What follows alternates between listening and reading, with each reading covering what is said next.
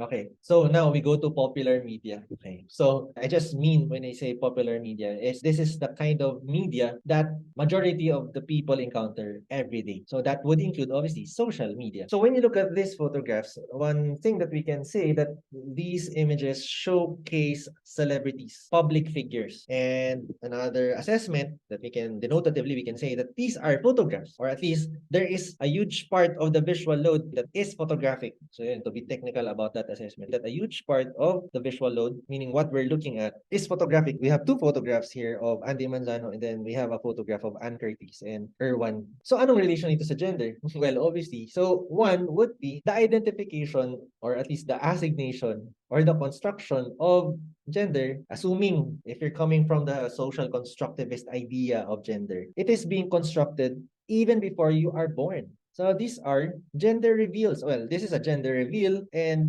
there was no gender reveal here that is associated with color. However, when it was communicated in social media, you have the color pink. So we can say na Andy Manzano and the family, even if they said that it was a girl, the girl could refer to female, or I mean the assignation of something biological. Yun na, so clarify lang natin. However, the gendering here probably would be the way it was communicated, that when Andy Manzano and the family tried to communicate it, this Asian parent Philippines gendered a certain color in relation to girl. So the question is it wrong or is it right? Again, we are neutral. We're just saying that gender is something that we observe. So yun din yung heart ng performativity, no? So sinasabi ni Butler that it's something that's constructed and reconstructed in time. So yun. So here, it's not probably a stretch to say that there is a gendering happening here because of the pink and the word girl. And you have a public figure saying this. So you have to understand that celebrities are celebrities. They are public figures, and their status in society carries a certain influence, an influence in behavior and an influence of thinking. And you have to understand that. So in this case, when we go naman kay Erwan at saka kay Ann Curtis, so you would see a similar quote-unquote gendering in the sense you have pink. So kahit na wala siyang sinasabi dyan na babae or lalaki, and when you go here, you just look at the pink and then an assumption dyan, probably it's a girl. So the girl, for now, somehow, I need to clarify this with our experts on April 28th. If it's a girl, is that feminine? Is it a woman? Or is it female? So in the context of making a judgment, for example, how did Ann Curtis or Andy Manzano say that it's a girl? So basically, the girl is a biological context, at least in these photographs. And yet, a color as something semiotic or symbolic, there is a connection being created with the pink and a biological register. So you have a biological register, which is an unborn female, and then the color pink, the associations of pink. So you can also research about the background of pink in relation to gender, and yet pink used to be a color of males. So interesting yung history na yan. Anyway, okay. And since we are talking about celebrities and their influence on the behavior and the thinking of social groups, interesting here that this was reposted by a fan group. So they are, I mean, obviously they're celebrities, they have fans. So this repost is not by Ann Curtis, obviously. Makikita mo kasi wala kasi yung verified logo. But this was reposted. So the idea is social media allows us to propagate a certain behavior. So aside from celebrities being able to influence social behavior, social thinking, process of value judgment, that gets intensified because of social media, or at least technology, wherein whoever saw the post of Ann Curtis, that gets amplified in terms of numbers by fans. Probably meron syempre may mga overlaps, no? But nevertheless, we can say that there is propagation of that influence, and that influence, part of the influence, carries a gendering. So it was reposted by a fan page. Okay, so again, when I said naman na popular media, it doesn't necessarily mean lang social media. What's different here is that the photos that we saw about of Ann Curtis and Andy Manzano, those were for the fans. Those were celebrities. Those were for the people who see the image. Now we go to this page. This is a group for wedding photographers and videographers. The distinction here would be these are the image makers. This is a group composed of photographic image makers, photography and videography. I'm being more inclusive in that term photographic. And when you look at this, you have 30,000 members. So this is the biggest that I can find. And this is in the Philippines. So when if we're talking about popular media and the idea of popular media being the reach of what photography can extend its message to, if that is the case. So here you have 30,000 practitioners, and these 30,000 practitioners would probably have websites, would probably have their own pages. They will market themselves to the general public in relation to their profession, and that basically is their livelihood, and therefore as much as possible they will try to spread their influence as well, and that influence included in that idea is the demand for customers or the demand for their services. That's just to establish the idea of popular. So in relation to that, we had an episode with Sandra Dance 2 weeks ago, and she's a wedding photographer, and the content of her podcast was contemporary wedding photography. And she mentioned some things that we can see here, that in relation to gender, there is a certain appearance of what is a woman and what is a man. So again, there are no moral judgments, but we're just saying in terms of appearance, there is a gender or probably an assignation of a configuration of what is a woman and what is a man in photographic imaging. And again, you have 30,000 photographers who are seeing this. At least 30,000 na kagad yan. This is the cover of the page. So probably, to a certain extent, most of them would have a similar stereotype or at least certain typology of what is a woman or how a woman would be represented in wedding photography and how a man would be represented in wedding photography. And I'm also highlighting wedding photographers and videographers because among the genre professions of photography, wedding photography is one of the more popular ones. Kasi embedded in the idea of a wedding is its public dimensions, as Sandra emphasized in the episode with Sandra Dance. Wedding or the contractual slash covenantal bond of marriage would have a component that is personal or interior to the individual persons in that relationship, and that relationship seen by the public or the community as one structure or one social structure. So therefore, there is something that is personal or psychological and interior, then there is an aspect of wedding photography and videography that is external to the community or to society. So wedding itself is personal and it is social. And therefore, people would usually gravitate towards images that show wedding. So it's one of the more popular genres. Well, we can see naman na not everyone are suppliers. No, there are also people who are clients. So, but nevertheless, we can an assumption that this is an entire ecosystem of practice. So one of the words that were brought up during that episode was the idea that there seems to be a prevalence of showing the female as virginal. And Sandra had to emphasize that when she says virginal, it doesn't necessarily mean misogynistic. Although, as she said, she did personally experience in her context that misogyny in the photographic practice. So, nasabihan yung isang client by a practitioner to imagine mo na virgin ka pa. So basically, that is an instruction to a bride to pose like a virgin. So yun na. But again, to emphasize, Sandra was clarifying that that is seldom, but she did experience it. Pero for those who would associate misogyny and wedding photography, she's trying to be careful with that association because, again, she doesn't think that anymore na all male wedding photographers would rub their hands and say na, oh, gagawin kitang virginal. It's not that, no. So we have to emphasize that. So one assessment also when it comes to the typology of the individuals in that event, social event, that private expression of marriage, is that the male is shown to be successful. Parang yung term ni Sandra was that in the visual aesthetic, somehow it is shown a man, quote unquote, buys a woman, and then there is an unwrapping that's gonna happen symbolically, first in the church, and then in the photographic image itself. Again, since a huge part of it is a documentation of what is happening in the entire ritual. And then there's a photograph of the watch, the shoes, the clothes. So there is an emphasis on the success and the social status of a man. And yet the woman is shown as a form or an object of desire. That's also related to the male gaze. No? An object of desire. When you go to Lacan, in Binaroni, Mulvey, yung idea of gaze kay Lacan,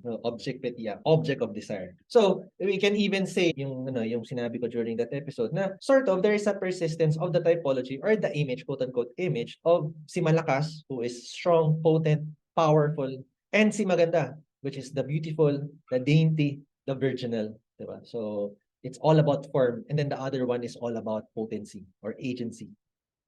Okay. Since we're talking about popular media, so I'm showing this. I am not saying that everyone goes to a porn site. And also another question is that not all people who visit a porn site are males. So that's clear. I am including this because part of contemporary culture is the explicit media. So I think that's another term being used for pornographic images. So explicit media in the sense that despite of it having moral associations, if we keep the discourse in relation to just the photographic image, description of the image is that it is explicit media. So if it's explicit media, how can we say it's popular? I'm just saying this in relation to yeah. So this is contemporary photography, no? 2021 lang to. So this is interesting because if we're going to make a judgment, syempre we have to ground it on something that we have to have reference, no? So here, I'm associating Pornhub not necessarily for the Western experience. We're just saying Pornhub. We're not even saying the other sites, no? So in this case, this is an article from Popular Media, which is GMA. So this was a research done in 2021, and it places the Philippines as one of the top users of Pornhub. And so I hope that's clear, no? So I'm not making any conclusion. This is based on a press release by Pornhub. Ang point dito is I am not stretching a claim. It's written. It's here in front of your face. So I'm basing this assessment on a news item. And it was said that the Philippines tops the list of countries spending most time. So we're talking about duration of usage. The next question is, are we the country that has the most users or traffic? It says here that we are ninth around the world. Oh, yeah. So again, I think that's not a generalization, or that's not an unsubstantiated conclusion wherein we say that Pornhub, again, that specific website as being a graphic or as an explicit imaging platform, explicit photographic platform. Given that, I think it is not too much of a stretch to make this as a characterization of Philippine photography. With this story, this is just 2021. I think there was also the year before, yun din, nag-top din tayo if I'm not mistaken. So, this is amount of time. Kasi sabihin mo, yeah, probably matagal, pero it doesn't mean na marami yung traffic na galing sa Pilipinas. So, if that is the question, so it also says in the article, so it says here that the Philippines also placed ninth in terms of the traffic. So meaning this is access, the number of people who are accessing the site. So number 9 tayo around the world. And so United States, 1, UK, Japan, France, Italy, Mexico, Canada, Germany. So basically, Philippines and Japan are the only Asian countries. Well, that doesn't say anything about the persistence of graphic media or explicit media in Asia. So that's not a conclusion of that. We're just saying that the Philippines is ninth in the world in terms of traffic in Pornhub. So that is per head, per unit, per access, per IP. Diba? So number 9 tayo. So I think that is not necessarily a stretch to say that explicit photographic experience is part of Philippine photography. And you would also see here, since asa ng gender dito, kasi hindi lang naman babae ang nasa porn site. But if you can see here, the report also revealed that most search keyword in the country was Pinay. If we're going to say that the user who is looking for Pinay is coming from the country, or is the search word Pinay coming from all over the world? So it seems that the search word Pinay, given this, Filipinos are the ones searching for this word. So ngayon, the question is, it doesn't mean naman na everyone who is using Pinay are males. Yeah, correct. But nevertheless, we're not talking about the people who are just searching. We're also talking about the image and the appearance that is being searched and the words associated or the appearance that is being searched. Well, in this case kasi, Pinay, the word itself would have associations to a certain image or a certain appearance. Why would people type in Pinay if there's no appearance associated with it? There is a certain embeddedness that when you type or you utter the word Pinay or you write the word Pinay, there is an image related to it. Like sabi ko kanina ba yung cat, meron ka idea ng cat. Pag sabi mo Pinay, may idea ng Pinay. Yun yung part nito. No? So this is an illustration of the photographic media, explicit photographic media, Philippine photography, and gender. So is there any assessment here? Well, aside from the numbers, yun lang, it's given in the article. I'm not making additional comments about this. And the association with Pinay.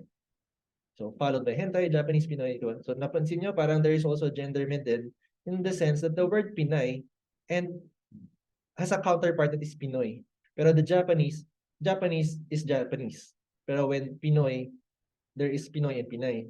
And then, well, you have Japanese wife, diba? So at least the words would have categorization. I mean, the words are categorizations. So the words are categorizations of appearances. So since we talked about appearances kanina, no? Okay. So since we're in that part, no, another aspect of Philippine explicit photographic media is Philippine amateur photography, that is a subsegment. And so there is the amateur photography. So meron namang idea of amateur photography, and Dr. Cao will be a guest on April 15 to talk about it. And so photography chismis would include as much as possible all kinds of discourses, or at least all kinds of human experience in relation to photography. So in this case, the topic is Philippine amateur pornography. Philippine amateur pornography. We're not talking about amateur pornography in the world. It's Philippine. So this is a research that he is doing or has done. So he'll talk about it. I think he's going to come up with a book. So I think part of it is also tracing the history of explicit media in Southeast Asia. So I think part of the research is he also tried to document the historical context of explicit media in Southeast Asia. Okay. So anong relation to? Hindi naman Philippines. We know, I know. But then again, when it comes to popular media, part of it is also the idea of aesthetics, the idea of what is beautiful, what is considered artistic, what is considered as symbolic, or in some cases, no, we were talking about typologies then of what is a mother.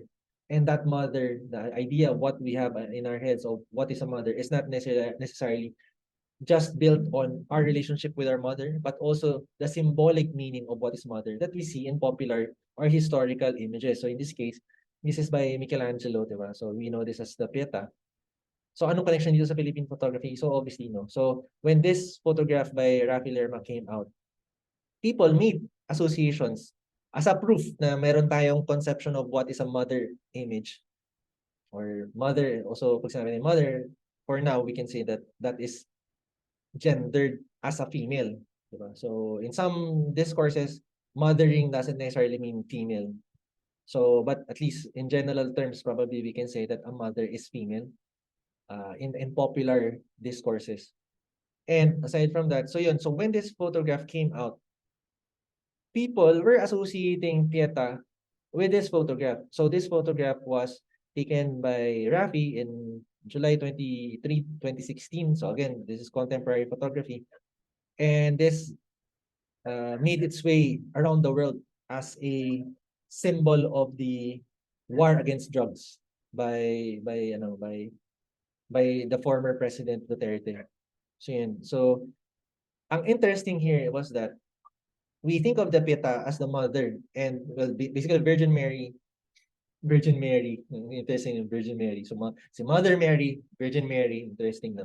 And Jesus Christ as the dead body of Jesus Christ. But when we go here, people were associating Pieta, and yet this woman is not the mother of this man. So partner niya yan.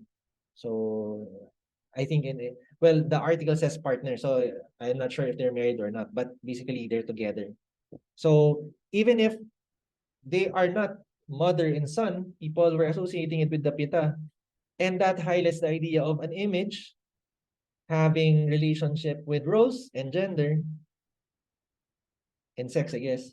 And that entire visual load or visual meanings, or at least cognitive meanings, is being laid and assigned to this photograph. Kasi if it didn't have any relationship, why would people associate this as a Pieta? Probably we can say it's because of just the figuration, not necessarily mother, no? Yeah, correct.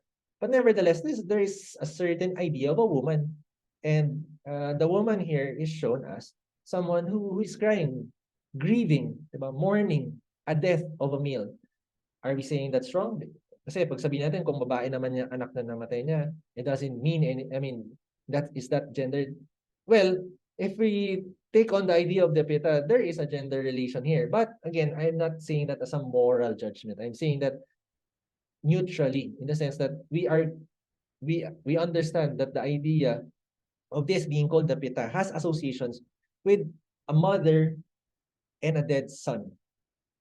Diba? So, yun. So, is there gender in that? Yes and no, depending on how you would assess. Again, what I'm saying right now is that I am analyzing, or just I'm showing you images with some commentaries. I am not saying that it's gendered or not. But then again, if you say that, why are you including it in a talk about gender? Probably, I guess I'm saying that there is a woman and a man. Yun na lang muna. So yun. So yun yung relationship, no? Okay, kanina nakita niyo na to, so hindi ko na uulitin masyado. But again, there is a relationship with how we see colors, associations of colors, the gender identity, sex, in this case, politics and roles of women. So, and then we did a parang contradistinction, or we made a comparison of that Lenny as compared to this Lenny. And this Lenny, we're saying that there is already an assumption that Lenny is a woman. She ran for president. She was fighting for for people in the laylayan of society.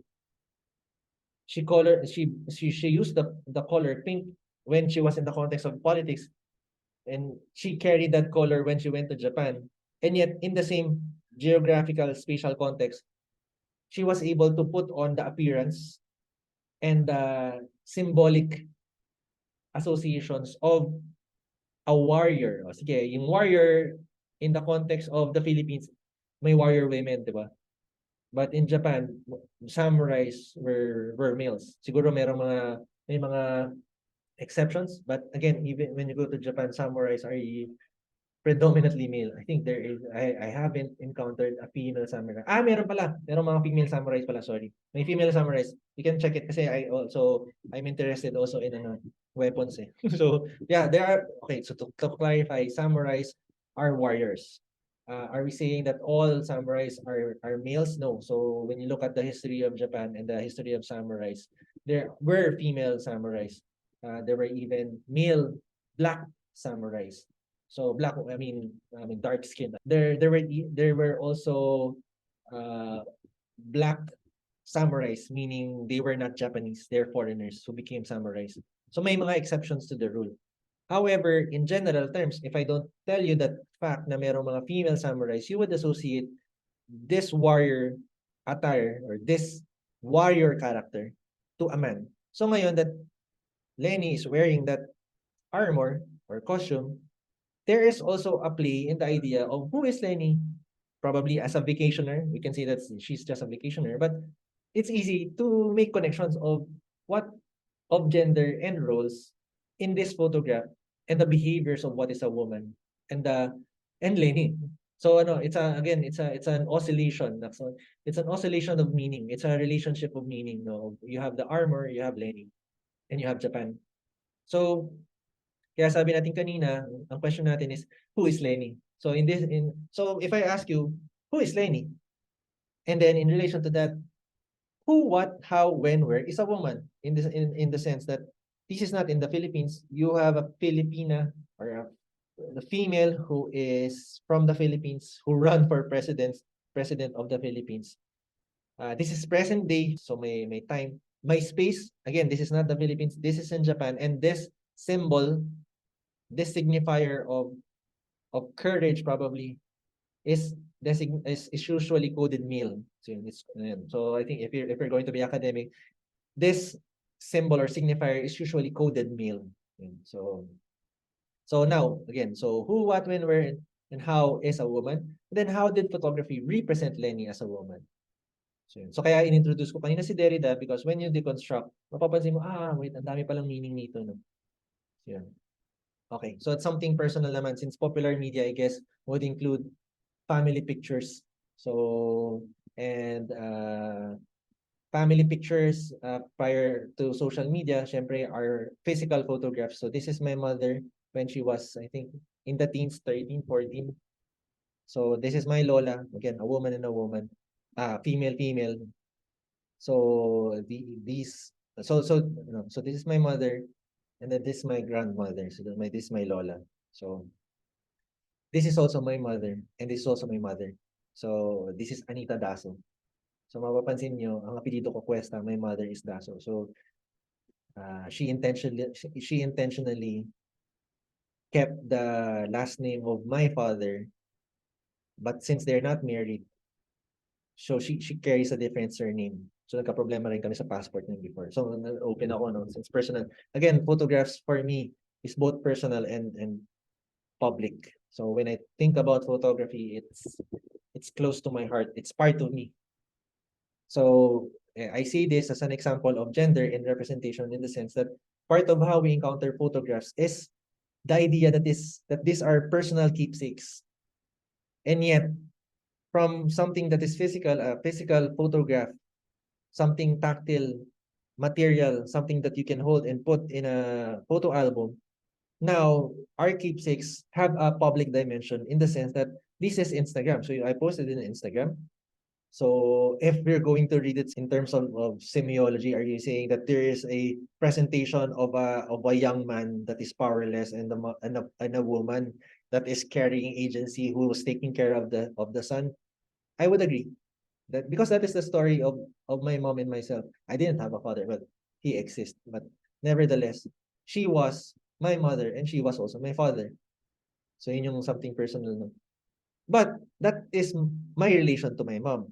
However, in her work, she was a policewoman. I'm going to use policewoman. So, you know, police officer, fine say. But she wants to be called a policewoman because it identifies or it codes the idea of her being female. And that role of being a police officer is not something that many females take on. So in this case, pwede naman kasi sabihin natin na policewoman nga, eh ano naman, office work. She did some office work, but she was a field officer. In this case, this was during rallies, panahon ng EDSA Tuto. As in ano siya, platoon commander siya. So she was in the field. She was commanding meals. Does that carry any gendering value? I don't know. I do not know. I'm just sharing you a photograph of my mom and a photograph of my mom and the identity that she carries internally and externally. So my mom is a daughter to my Lola. My mom is a father and a mother. And outwardly, in her work, she was a policewoman. And that policewoman, that gendered term policewoman, she wants to use that because it elevates her status among males.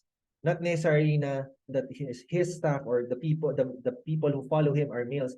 He's just saying that in that social institution of the armed forces, well, hindi kasama ang PNP sa armed forces, but nevertheless kasama siya yung law enforcement in the structure of law enforcement.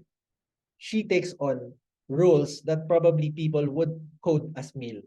Okay, so that's my mom. So that's my mom pa rin. And then this, again, my mom. So my mom is a devout Catholic, Roman Catholic. And when she retired, she was able to travel around the world. So from someone, a woman that was from the province, she was a farmer. Our family were a family of farmers.